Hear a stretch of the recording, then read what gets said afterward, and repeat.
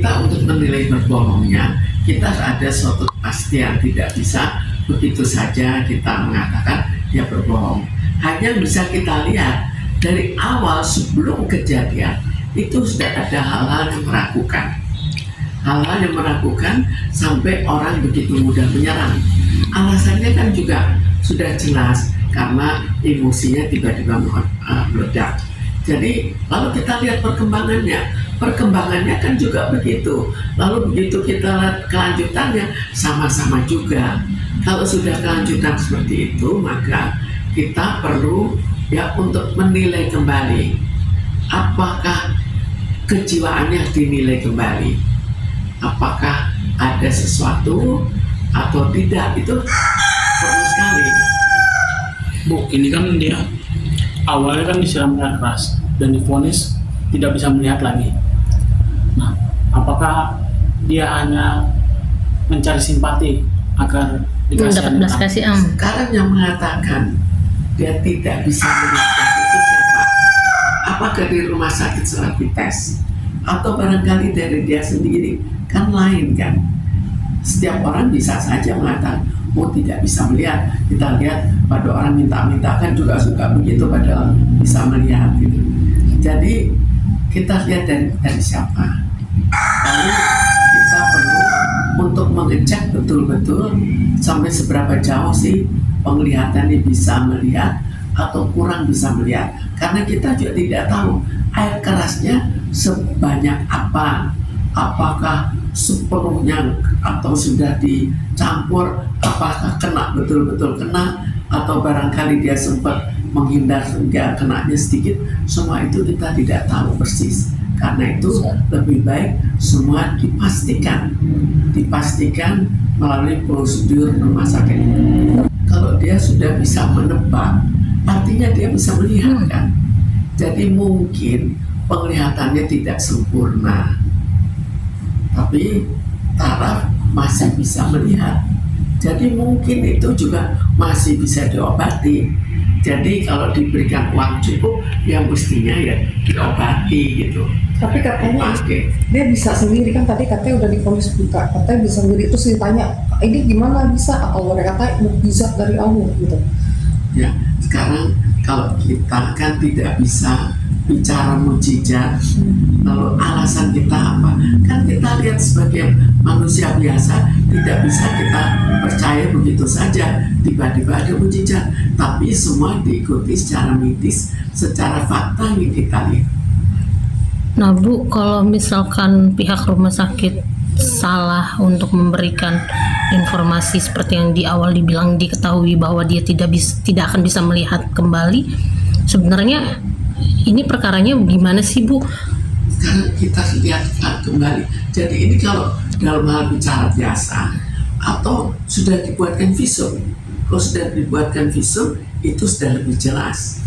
Apakah itu hanya awal lalu berdasarkan kata-kata dari kata-kata itu akhirnya kata-kata dari Agus akhirnya membuat kesimpulan sementara, atau itu kesimpulan tetap, itu kan lain lagi. Kalau untuk dari Agus sendiri, dilihat dari perilakunya, dia bisa disebut sakit mental juga nggak sih Bu? Ya itu perlu kita nilai, perlu kita cek apakah ada sakit jiwa di balik semua itu, karena memang ada hal-hal yang janggal dari awal.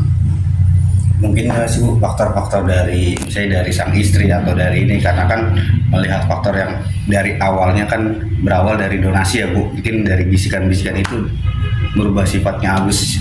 Sebetulnya itu, Bu, donasi itu orang tidak semudah itu diberikan donasi berubah.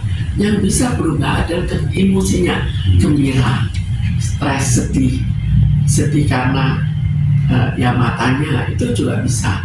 Tapi tidak bisa merubah total, sehingga misalnya orang kalau memang ada gangguan jiwa akhirnya terjadi perubahan total itu tidak sampai sejauh itulah. Jadi kalau memang ada gangguan jiwa, maka ini akan kelihatan dari kata-kata yang diucapkannya. Walaupun untuk kepastian harus tetap didiagnosa dengan pasti dan dibuatkan visum, di rumah sakit jiwa, di rumah sakit yang bagian jiwa misalnya, kalau diberikan sekarang orang keperluannya apa enggak? Apakah panca indera itu lebih penting atau fasilitas lebih penting? Jadi di sini apakah memang dia beranggapan akan buta sehingga itu dia pakai, atau barangkali dia mengalahkan kebutaannya? Kalau dia kalahkan, itu kan suatu kejanggalan lagi. Maka tanda tanya, kenapa kok pemikiran dia janggal? Dia sendiri kan sempat bilang katanya dia sedih kan, katanya jadi jatuh netizen gitu. Dan sekarang tuh dia kayaknya tuh makin sering so on gitu kan. Sekarang digugat di hujat netizen itu wajar saja, itu suatu kesedihan. Tapi apakah orang yang dihujat netizen akan sampai jatuh total? Itu mentalnya kan enggak juga. Itu hanya dalam taraf kesedihan, stres, mungkin gelisah, mungkin apa, tapi bukan suatu perubahan total. Kalau perubahan total, maka dugaannya sebelumnya sudah begitu. Ini sekedar menambah.